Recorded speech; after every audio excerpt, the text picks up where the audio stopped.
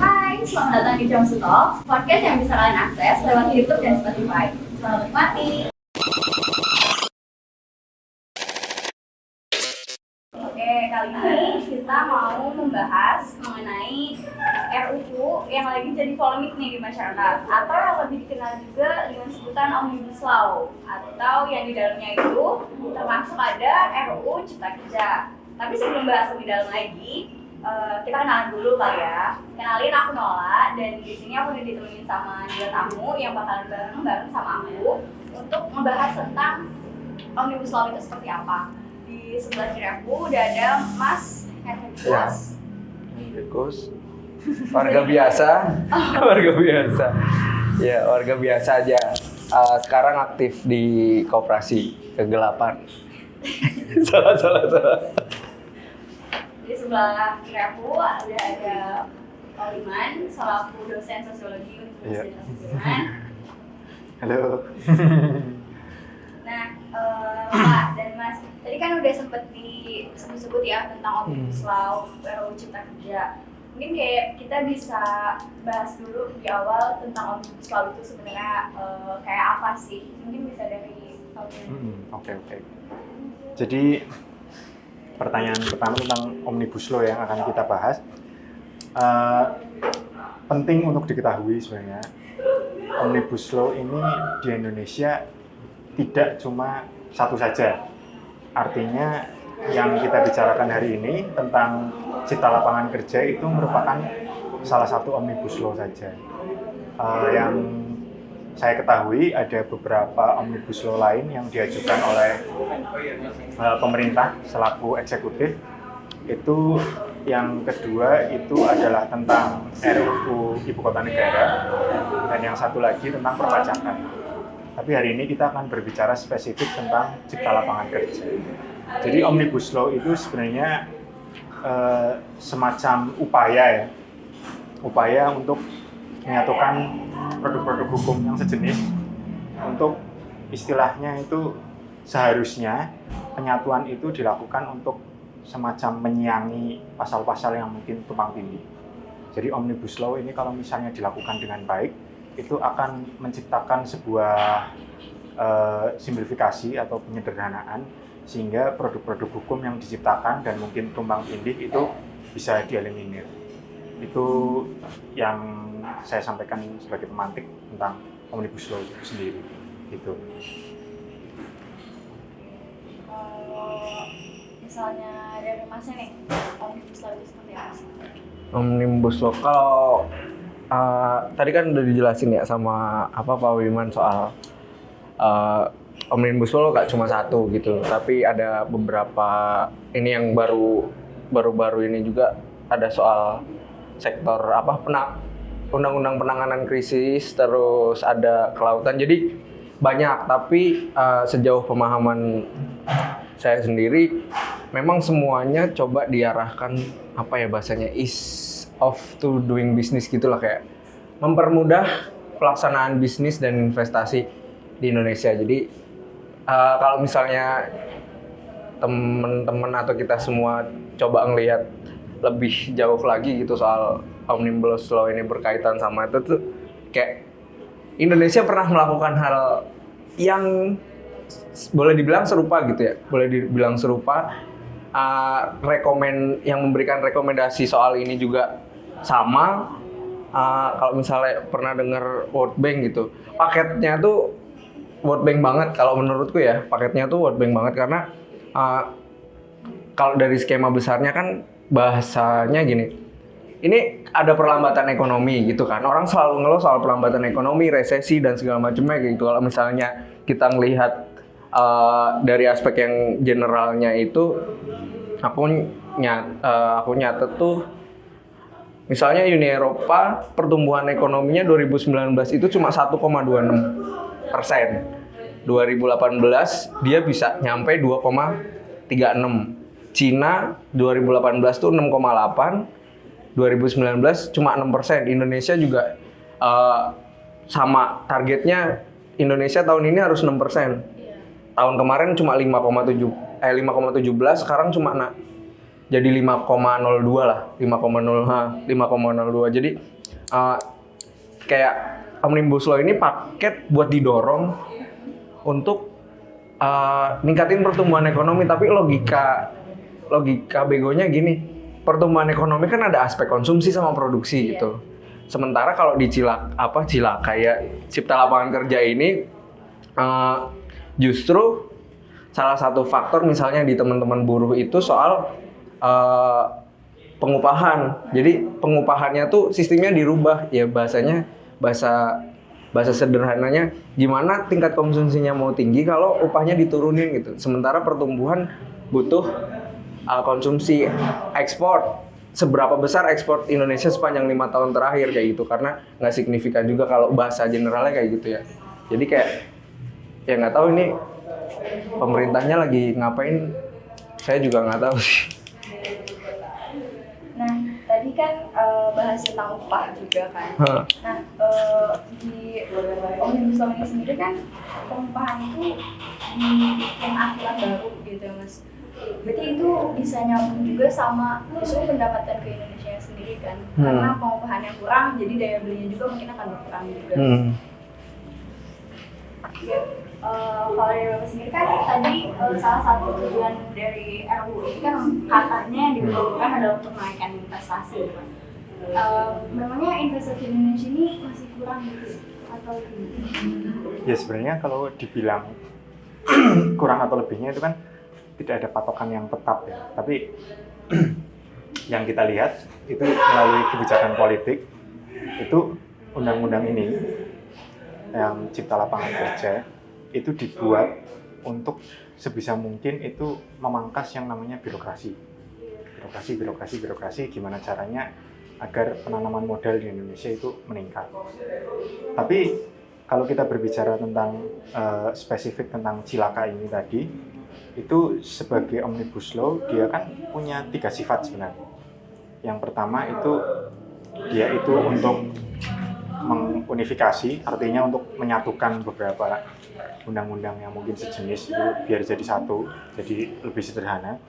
Yang kedua untuk penyederhanaan, dan yang ketiga ini untuk semacam perbaikan koordinasi antara produk undang-undang yang diciptakan oleh legislatif atau oleh eksekutif.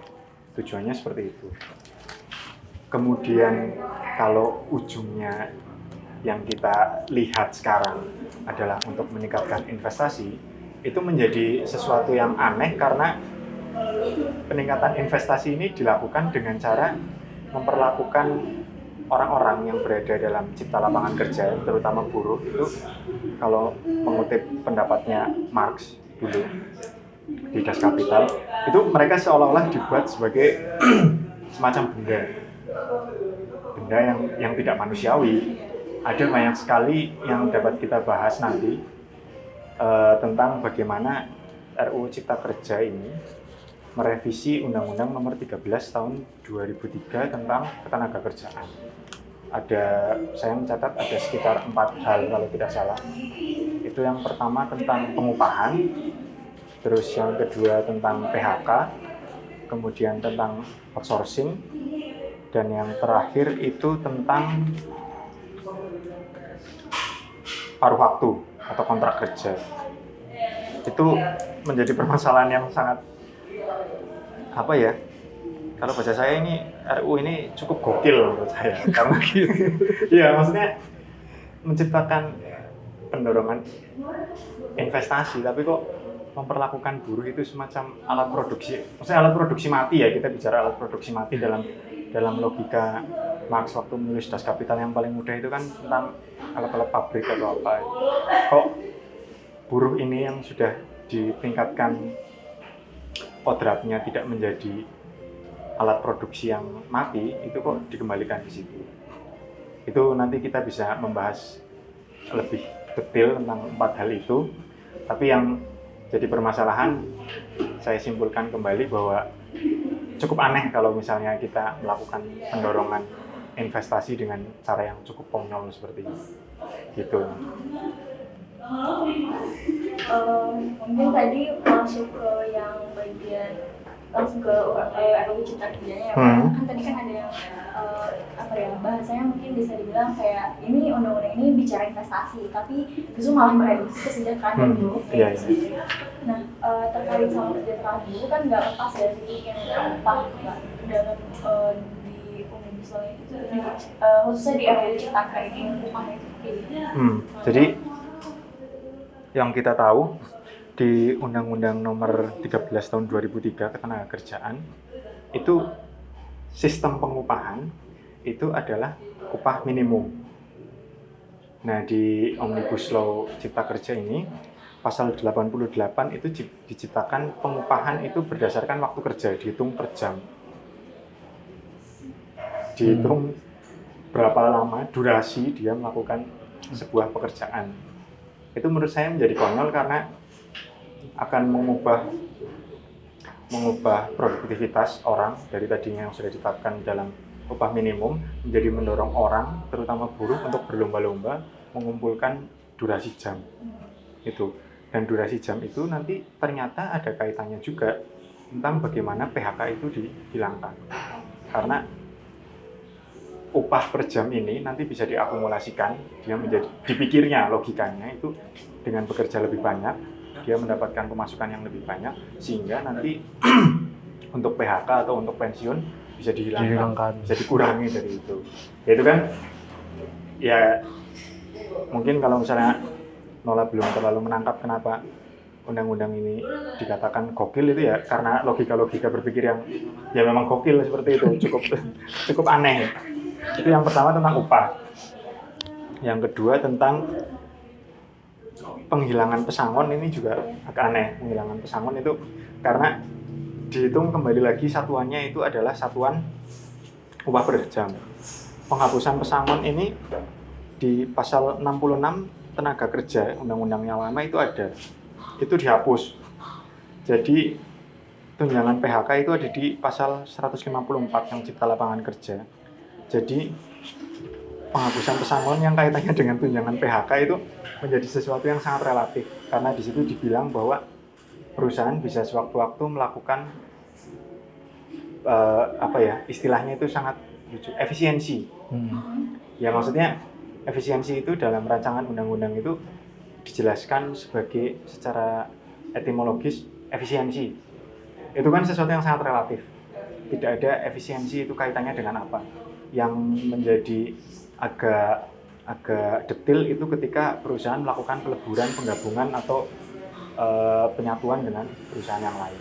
Itu menjadi aneh karena nanti dengan penghapusan pesangon dan tunjangan PHK itu yang paling mudah adalah ketika itu berkaitan dengan kehidupan sehari-hari kita, terutama dengan tunjangan kesehatan.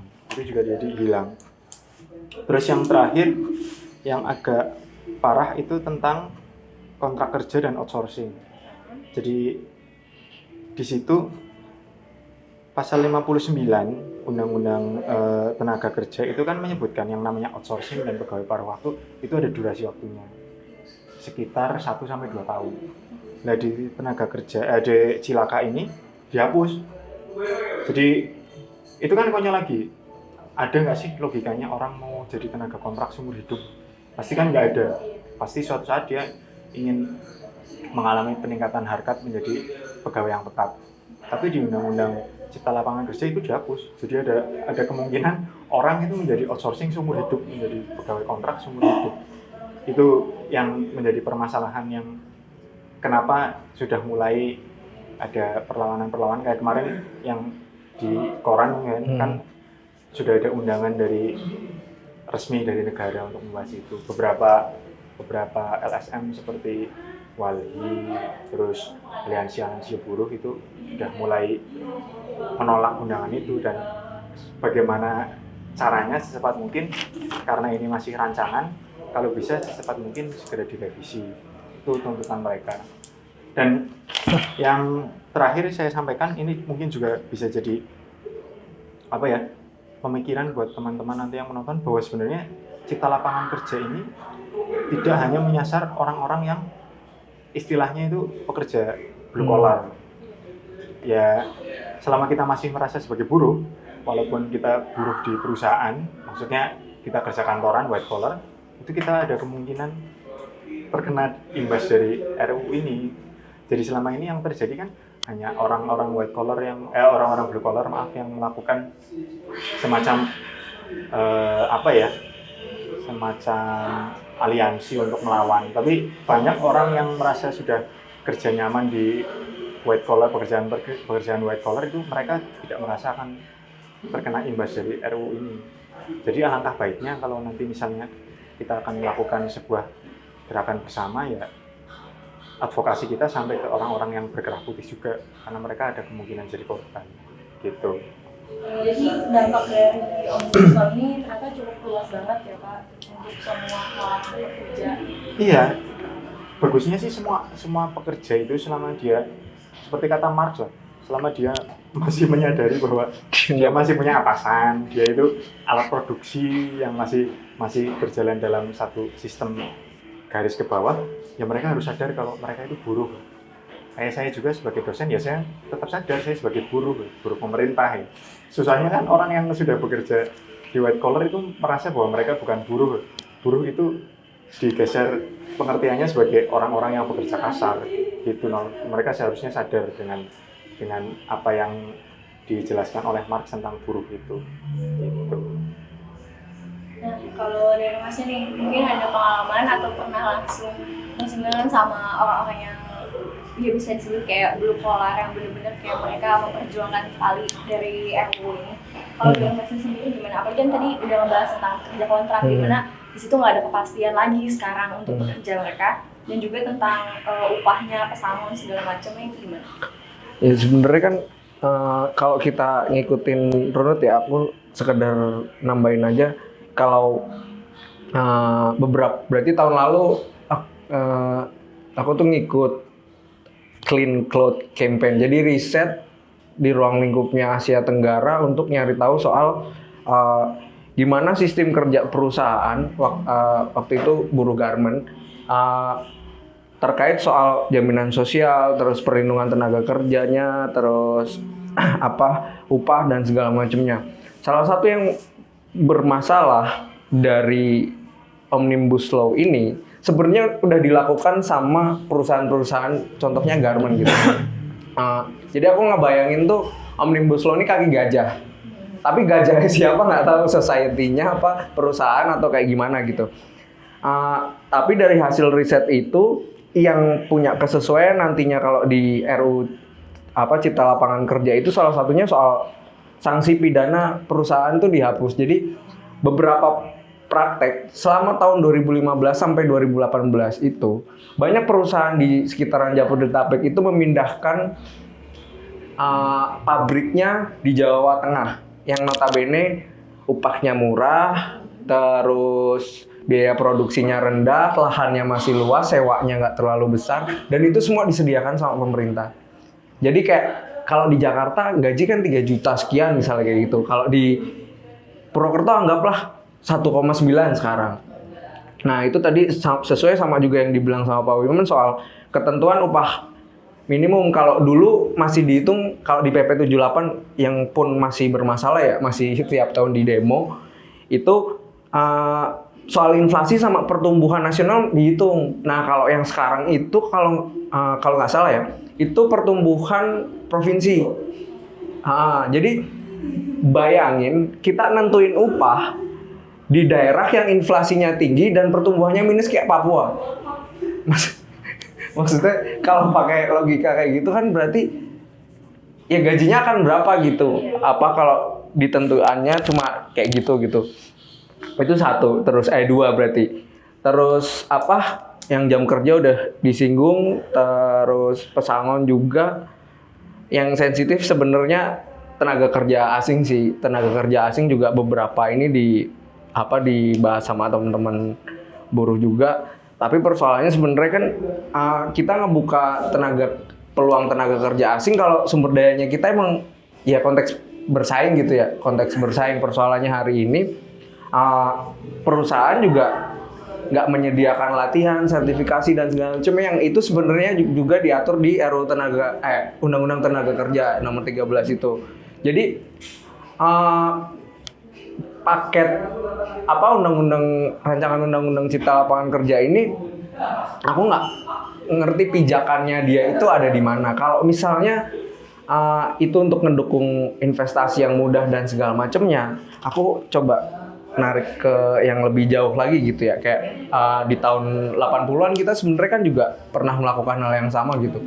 Soeharto pernah melakukan, bahkan kayak modelnya di sektor, waktu itu di sektor perbankan sama investasi, melakukan hal yang serupa, mempermudah kayak gitu, mempermudah investasi dan segala macamnya. Padahal kalau misalnya kita ngelihat dari pengalaman itu, justru kemudahan investasi dengan bunga rendah dan segala macamnya itu nggak bikin kita jadi apa ya, pertumbuhannya jadi melesat gitu. Maksudnya target pertumbuhannya nggak melesat tuh nggak bikin kayak gitu, justru malah ras kan, orang narik duit dan segala macamnya kayak gitu. Sementara misalnya kayak di Amerika lah, selama kurun 5 tahun terakhir misalnya teman-teman ngebaca Schumpeter gitu, itu juga resesi yang terjadi sebenarnya di tahun 80 itu sebenarnya sekarang tuh masih jalan aja sebenarnya. Jadi prosesnya tuh sepanjang 50 tahun terakhir ini itu masih ada rasanya sebenarnya kayak gitu. Cuma kayak tipis-tipis gimana sih? Tipis-tipis halus gitu lah, nggak kelihatan gitu. Sebenarnya masih ada rasanya. Dan siklus itu kalau misalnya apa ya? Salah satu yang paling mungkin ya kalau menurutku bisa dilakukan tuh kayak aku coba ngutip cara pandangnya Peter Rive Drucker. Jadi gimana caranya biar pertumbuhannya bagus di beberapa negara yang hari ini ekonominya bagus. Sebutlah Korea, Cina, Taiwan, Hong Kong. Justru dia penguatannya di sektor menengah mikro. Jadi ancaman apa ya bahasanya, ancaman pertumbuhan ekonomi yang melambat itu justru bikin industri kecil tuh tumbuh gitu. Nah, pemerintah responsif untuk mengakomodir itu, udah nggak butuh perusahaan besar, yang kecil tapi jadi besar. Nah, sekarang itu perusahaan-perusahaan garment yang ada di Indonesia, base-nya di Taiwan, Korea, itu tuh sebenarnya dulu home industrinya Korea dan segala macamnya. Boyong ke sini udah jadi industri besar, ternyata polanya sama. Maksudnya ya melakukan pelanggaran peraturan, terus nggak tertib sama hukum dan segala macamnya, pengupahannya nggak bagus, PHK sepihak dan segala macamnya. Jadi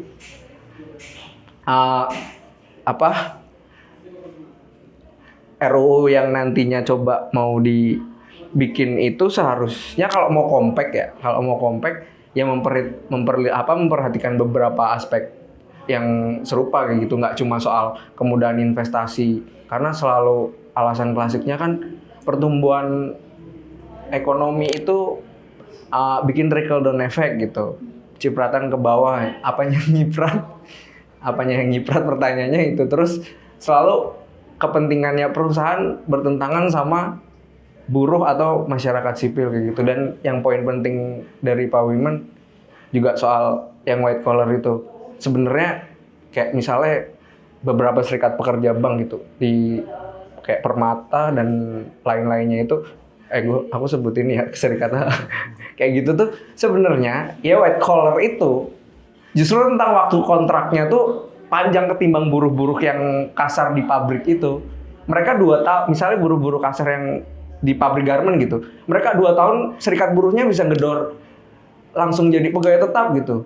Tapi coba cek di bank-bank, 2 tahun mereka bisa perpanjang lagi dengan kontrak yang sama. Bedanya lulusannya sarjana, itu doang. Jadi kayak ya white collar kan yang buru-buru pinter gitu lah. Sebenarnya praktek itu udah dilakukan sedari lama. Cuma persoalannya yaitu kayak ada diferensiasi sama buruh kasar, terus buruh pinter gitu, yang white collar sama blue collar tuh kayak padahal. Jadi yang pinter tuh lebih bego, yang pinter tuh lebih bodoh dari yang biru yang kasar gitu. Karena mereka punya serikat terus ngedorong soal kejaminan kerja, kontraknya dijadiin tetap dan segala macam. Sementara yang bank banyak kasus, bahkan teman-temanku sendiri, dia kontrak bisa sampai 2 tahun perpanjang lagi 2 tahun, perpanjang lagi 2 tahun, terus capek dia keluar.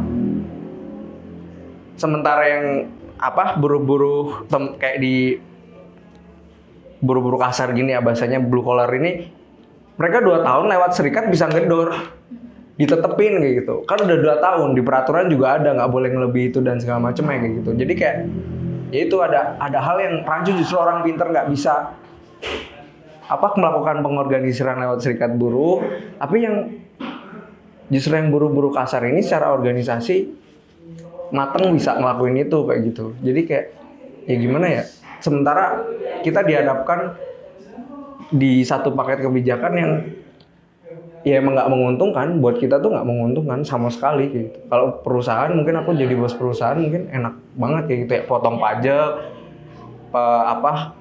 terus lahan nyewa punya pemerintah dikasih murah, terus apalagi sanksinya dulunya pidana jadi perdata gitu, cuma sanksi administrasi dan enak banget. Tapi posisinya teman-teman kita yang kerja tuh kayak gimana kayak gitu. Jadi kayaknya memang harus ngelihatnya ya harus utuh lah, bahasanya holistik ya.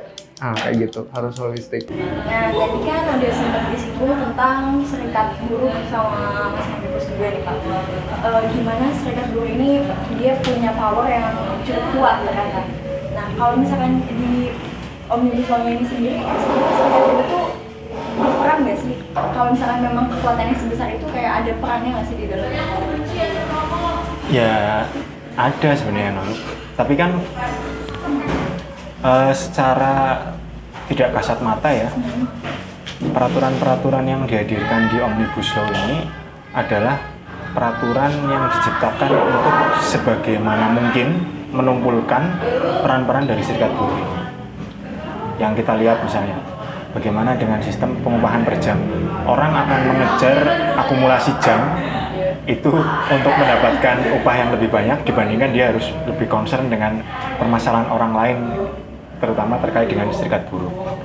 Yang kedua, kaitannya dengan jaminan hak dia kontrak, itu orang akan lebih memikirkan bagaimana caranya dia meningkatkan kontrak yang mungkin terjadi seumur hidup itu menjadi sesuatu yang lebih bisa diperjuangkan secara individual melalui usaha-usaha mereka untuk pemenuhan upah per jam ini.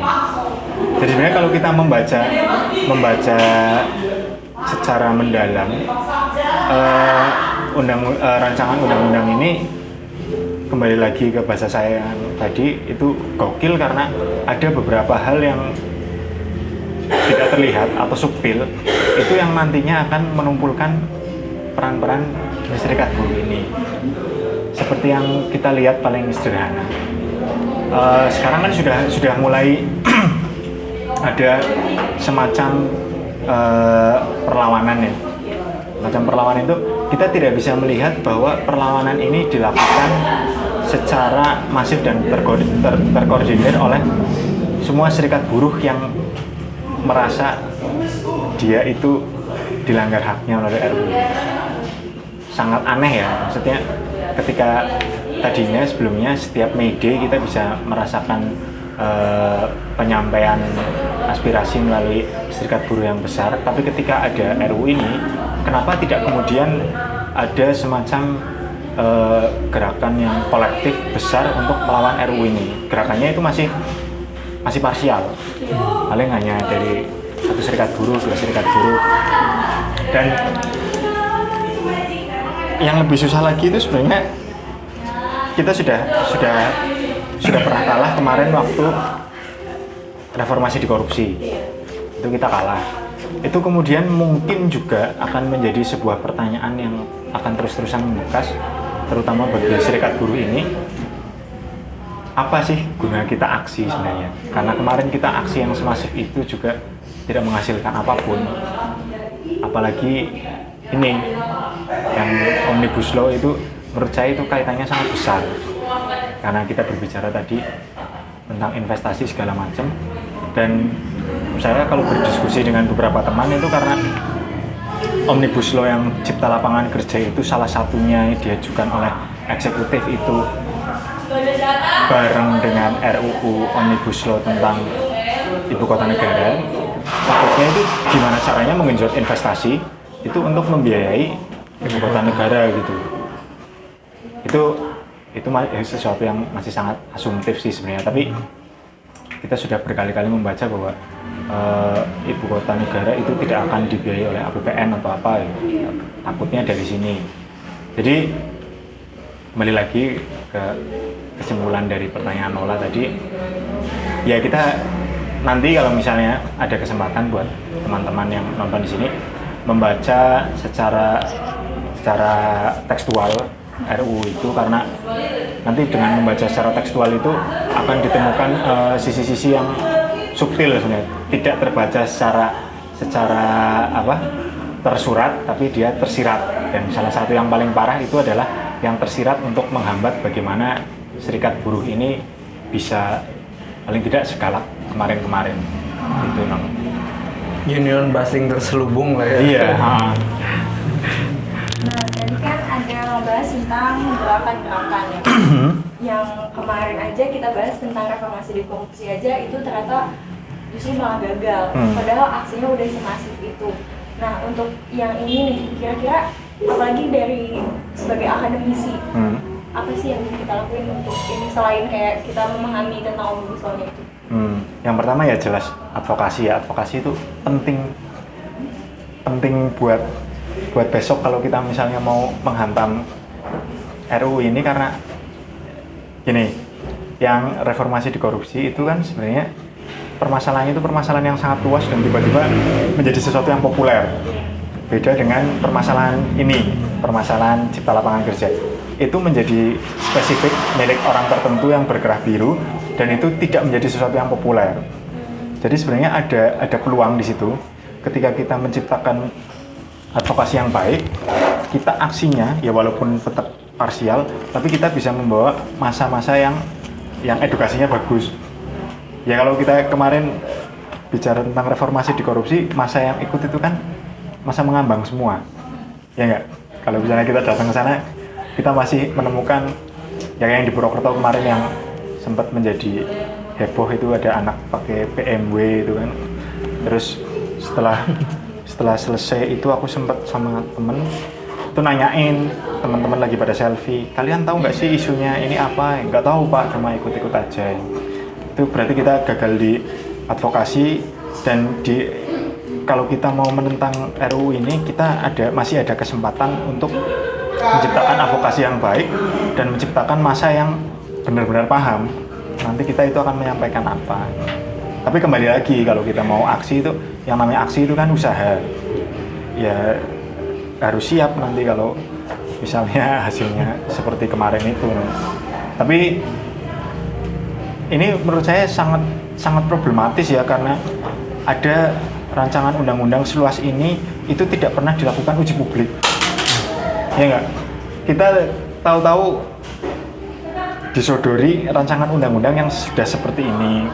Kita tidak pernah kemudian diberi kesempatan untuk hearing, kita tidak pernah diberi kesempatan untuk membaca naskah akademik dari rancangan undang-undang ini bagaimana, kita tidak pernah diberitahu oleh eksekutif alasan mengeluarkan rancangan undang-undang ini seperti apa.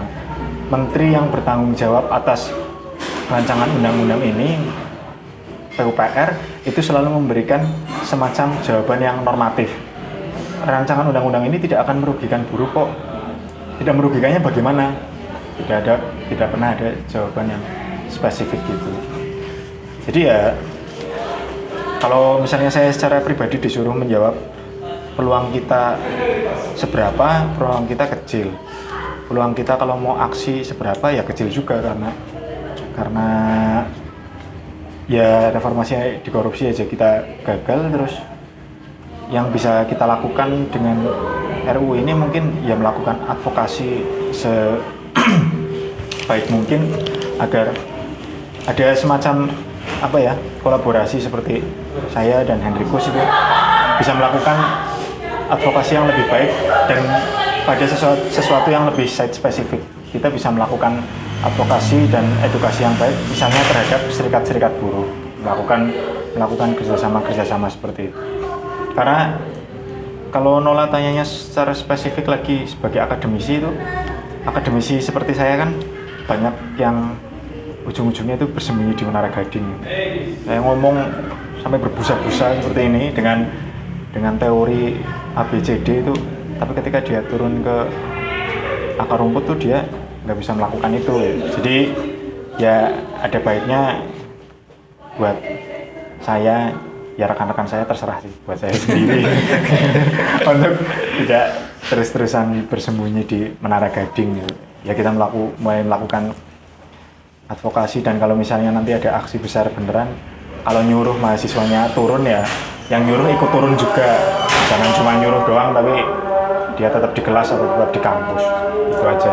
Nggak, tapi ini maksudnya kita ngerujuk dari yang apa kemarin ya, reformasi di korupsi. Sebenarnya kan nggak coba mengkerdilkan, tapi hari ini orang selalu tertarik sama yang populer.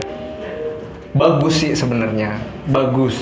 Cuma dalam tahap populer itu alangkah baiknya, bahasanya alangkah baiknya.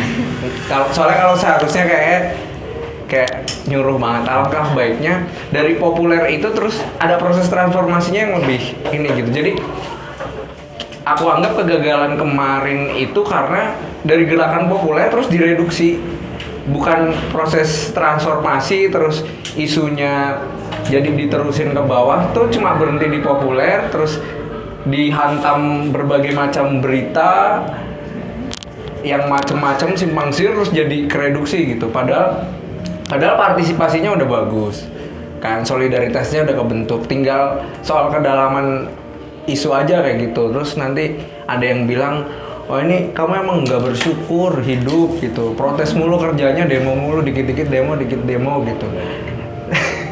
Ya karena lagi tren kayak gitu, dikit-dikit wah nggak bersyukur, gaji segitu nggak cukup dan segala macamnya. Jadi kayak ya ada beberapa hal yang kita sebagai warga negara itu punya hak gitu. Istilahnya kehidupan kita itu hampir seluruhnya itu udah diserahin kayak gitu, tanpa persetujuan kita gitu ya. Negara sifatnya memaksa kita lahir terus tiba-tiba jadi warga Indonesia gitu. Jadi soal menuntut hak itu bukan soal bersyukur atau nggak bersyukur gitu. Ibaratnya ya bersyukur itu urusannya kamu sama siapa lah gitu. Tapi untuk soal kita sebagai warga negara, yo ada beberapa hak yang memang harus dipenuhi sama negara ke kita kayak gitu. Dan kewajiban kita, ya kita bayar pajak kok gitu. Kita kerja ngasih kontribusi ke pertumbuhan ekonomi gitu. Kalau terus tiba-tiba negara bikin sesuatu yang lewat pemerintah ya, kalau negaranya nggak bisa ngapa-ngapain, lewat pemerintah melakukan sesuatu yang kayak merugikan warga negaranya, ya memang harus responsif gitu. Maksudnya bukan lagi soal kita nggak Pancasila dan Omnibus Law misalnya dibilang nggak sangat Pancasilais, ya bisa nggak sangat Pancasilais gitu. Apanya yang Pancasila abadi udah dikencingin itu sama RUU Cilaka misalnya kayak gitu. Karena ya itu tadi, jadi kayak sebagai ya bahasanya masyarakat sipil gitulah ya, sebagai masyarakat sipil ya kita harus responsif sama isu-isu yang dibikin sama pemerintah, paket kebijakan lah, terus dan lain sebagainya gitu. Karena kalau nggak kayak gitu, yo pemerintah akan aman-aman, merasa aman-aman aja, warga negaraku nurut dan segala macemnya, nggak protes pun. Kalau protes cuma kayak gitu, nanti ada yang nyinyirin gini kayak gitu misalnya.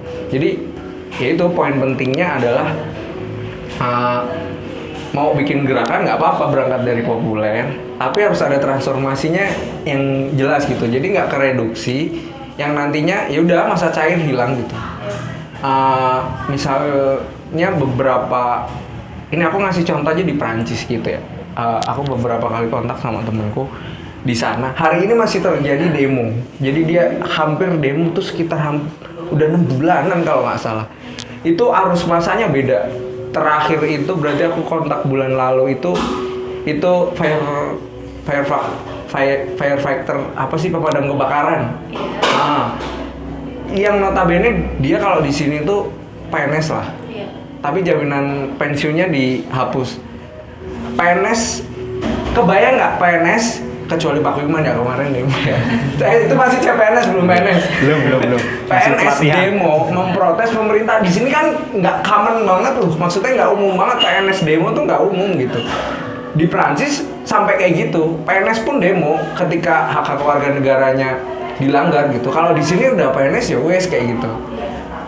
Representasi negara di level terkecil, individu harus nurut dan segala macam. Di Prancis nggak kayak gitu, demonya sampai 6 bulan, dari buruh, dari mahasiswa sampai PNS. Demonya soal paket kebijakan ekonomi yang makin liberal, sama kayak di sini sebenarnya. Solidaritasnya kebangun, transformasi sosialnya kebangun, isunya terdistribusi. Nah kita nggak tahu ya, kitanya memang belum sampai sana atau memang kita belum mencoba ke sana kayak gitu. Tapi beberapa negara hari ini emang lagi melakukan hal serupa gitu, di Chile, di Argentina masih ada perjuangan-perjuangan kayak gitu, dan levelnya udah bukan lagi buruh lawan pemerintah, apa istilahnya aparatur sipil negara juga ikut terlibat dalam proses itu, karena ya dalam konteks pembangunan negara kan harus utuh ya, nggak cuma buruhnya doang, nggak harus mahasiswanya doang. Dalam kondisi genting terhadap yang menyangkut harga hidup orang banyak, ya perjuangannya harusnya nggak parsial, nggak harus buruh sendiri gitu. Terus karena itu bukan isu gua gitu, tiba-tiba nanti ada isu pegawai bank kontraknya 6 bulan, gajinya tiap bulan dipotong 20%, baru demo misalnya. Terus yang buruh pabrik jadi nggak ikut demo. Nah, itu kan isunya pegawai bank, bukan isu-isu pabrik perakit motor dan segala macamnya. Jadi yang kebangun akan kayak gitu. Kita nggak bentuk solidaritas yang bagus jadinya. Sementara pemerintah punya instrumen, alat kuasa untuk mereduksi itu, untuk membiaskan isu itu, untuk bikin orang jadi bingung dan segala macamnya, yang bener mana sih dan segala macamnya. Jadi ya harusnya belajar dari pengalaman sebelumnya. Ini bahasanya kan kayak dihantam berapa kali gitu ya. Ya memang momen nggak momen sih. Memang ya harusnya kalau gerakan masyarakat sipilnya harus mulai mulai lebih advance lah, lebih advance gitu. Soalnya gerakan sosial di Indonesia belum pernah yang disebut avant-garde gitu, belum ada gerakan sosial di Indonesia tuh yang avant-garde gitu tuh belum ada. Kita tuh selalu ngopi, nyari reference yang nggak konteks sama punya kita, jadi kayak putus-putus gitu. Jadi nggak ada yang baru, nggak ada yang avant-garde gitu, nggak ada yang otentik punya kita tuh, nggak ada. Berarti tadi masih nyambung juga sama kayak yang white collar sendiri-sendiri, blue collar crime juga sendiri-sendiri kan. Berarti belum adanya kayak kesadaran tentang ini tuh buat kita semua loh aturannya. Gitu kali ya Mas. Terus kalau misalnya dari Masnya, harapan untuk omnibus ini kedepannya kan pembahasan kan masih bersifat RUU kan, masih harus dibahas lagi, itu kayak gimana? Ya kalau aku sendiri sih paling pemerintah sebagai ya pelaksanaan negara gitu ya setidaknya dia lebih responsif sama isu yang berkembang di masyarakat gitu. Jadi undang-undang tuh kan bahasanya gini, undang-undang tuh produknya rasional, dia bisa diuji, bisa diverifikasi, bisa dianalisis, bisa dikritisi kayak gitu. Jadi variabel-variabel yang ada di situ tuh bisa dicek gitu. Kalau nggak relevan, terus kenapa dipertahanin? Makanya tadi aku bilang omnibus tuh kayak kaki gajah, tapi gajahnya tuh siapa kita nggak ngerti. Apakah posisinya kita sebagai masyarakat sipil atau pemerintah bersama misalnya big corporation apa tuh kita nggak tahu. Tapi posisinya hari ini omnibus law tuh ya kayak kaki yang gede mau coba nancep. Tapi buat siapa kayak gitu? Ya pertanyaannya kayak gitu. Kalau misalnya buat kita gitu, buat kita ya sebagai buruh ya syukur bisa kaya lah. Sebagai buruh harapannya kan bisa kaya, nggak cuma bisa makan, sama kayak bos-bosnya gitu kan, nggak misalnya cuma kayak gitu. Jadi harus ya memperhatikan banyak aspek, dan hari ini selalu kayak pemerintah tuh selalu nggak penuh ngelihat ini, jadi kayak perusahaan doang gitu. Ya emang beberapa orang kalau misalnya kita diskusi soal omnibus ini emang nggak gampang ngatur ini dan segala macemnya. Tapi perkara bukan nggak gampang, terus nggak jadi akhirnya harus belat sebelah dan segala macamnya. Konsekuensi ini aja deh, konsekuensi menentukan win-win solution itu kan debat ya, ada proses dialog dan segala macamnya. Seenggaknya itulah dibuka gitu. Ya win-win solutionnya nanti apa kan, seenggaknya proses dialognya dibuka dulu. Takut banget sih, maksudnya ngebuka orang datang ke parlemen ngobrol sama eksekutif, kan mereka juga orang-orang pinter gitu. Maksudnya bukan orang-orang bego yang nggak tahu apa yang ngitungnya pakai kalkulator gitulah, tapi emang orang-orang pinter kayak gitu. Jadi kan kalau ini seharusnya pemerintah ya harus ngelihat lebih gitu lagi, mana yang harus dijadiin prioritas dan segala macam kayak gitu sih. Berarti seharusnya pemerintah tuh bisa ngelihat kalau dalam pembuatan undang-undang itu harus bisa melihat secara keseluruhan, bukan cuma dari satu sudut pandang aja gitu ya. Kalau dari Pak Wiman gimana harapan omnibus law ini? Ya kalau harapan itu harus positif ya. Tapi sebenarnya ini kalau harapan saya pribadi itu pemerintah itu nggak usah yang aneh-aneh gitu loh. Ya kan ini sebenarnya omnibus law ini hal yang aneh, terus kita ketambahan lagi yang perlu kita bahas lebih jauh itu, kok ada RUU ketahanan keluarga, itu fungsinya buat apa itu kan. Saya nggak habis pikir ini antara sengaja membuat hal-hal yang aneh atau emang mereka ini nggak becus dalam mengurus negara itu. Saya ingin bertanya gitu kepada pemerintah gitu. Kalau harapannya ya yang paling gampang kita berbicara metode aja ya, karena RUU ini diajukan oleh eksekutif, artinya oleh pemerintah, artinya lagi oleh sebuah bentukan yang dilakukan oleh presiden. Presiden itu kan dipilih langsung oleh rakyat ya. Kita harus memahami sistem ketatanegaraan kita bahwa sekarang pertanggungjawaban presiden itu seharusnya langsung ke rakyat. Ketika dia menyadari dia dipilih langsung oleh rakyat, artinya dia tidak bisa serta-merta menciptakan sebuah mekanisme pengajuan rancangan undang-undang yang dilabeli ini mewakili rakyat tanpa dia membuka sebuah diskusi publik yang luas. Rakyat itu sebenarnya butuh apa? Harapan saya ya cuma seperti itu aja. Kalau harapan lebih jauh, jangan berharap pada negara. Ya, sebenarnya itu ya, tapi saya digaji negara juga. Gitu. Harapan lebih jauh ini mungkin eksesnya nanti buat teman-teman yang mungkin akademisi juga, semoga bisa lebih banyak banyak berpartisipasi di ruang-ruang seperti ini. Ini kan kita berbicara ruang alternatif ya, dan ini harus dinilai bukan sebagai protes yang serampangan terhadap pemerintah.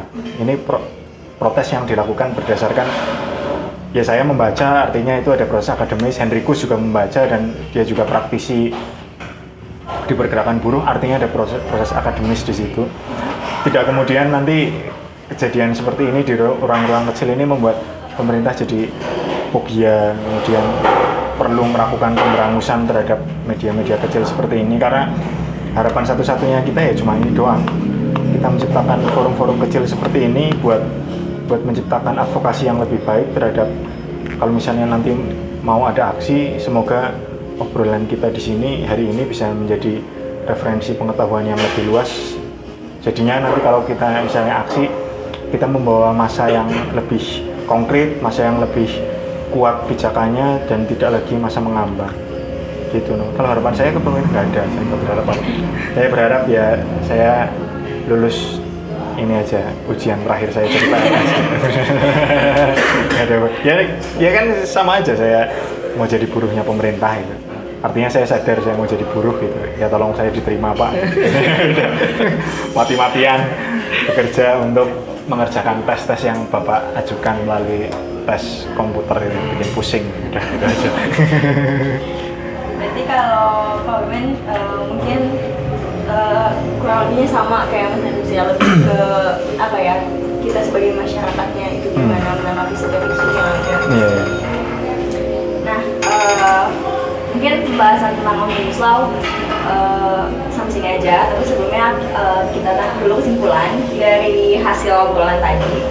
Itu sebenarnya tentang masih enggak jelasan nih sebenarnya dari Omnibus Law kayak itu sendiri. Kayak tadi mungkin yang disebutin sama Pak Wiman, undang-undang yang gokil, terus sama Mas Enrikus yang tentang ini tuh sebenarnya hak gajah yang nggak tahu gajahnya itu siapa, yang sebenarnya undang-undang ini tuh buat siapa. Dan mungkin buat kita ya sendiri nih, buat teman-teman semua bisa mulai untuk digali lagi pemahaman kritisnya, mulai untuk dibaca naskah-naskah akademiknya, kayak memperdalam Omnibus Law itu sebenarnya kayak apa, supaya kita bisa ikut sama-sama loh berkontribusi dalam memajukan negara ini juga. Dan mungkin yang lainnya itu ada gimana pentingnya menumbuhkan kesadaran kalau misalkan setiap undang-undang yang dibuat sama pemerintah ini nggak cuma blok-blokan hanya untuk kubu A atau kubu B, tapi akan berdampak buat semua juga gitu loh, untuk seluruh rakyat Indonesia. Dan dari pemerintahnya sendiri mungkin diperlukan agar bisa melihat dari berbagai sudut pandang kalau misalnya mau bikin kebijakan baru, aturan-aturan baru, supaya bisa adil lah untuk kita semua gitu. Mungkin segitu aja dari saya. Terima kasih. Makasih juga untuk waktunya. Terus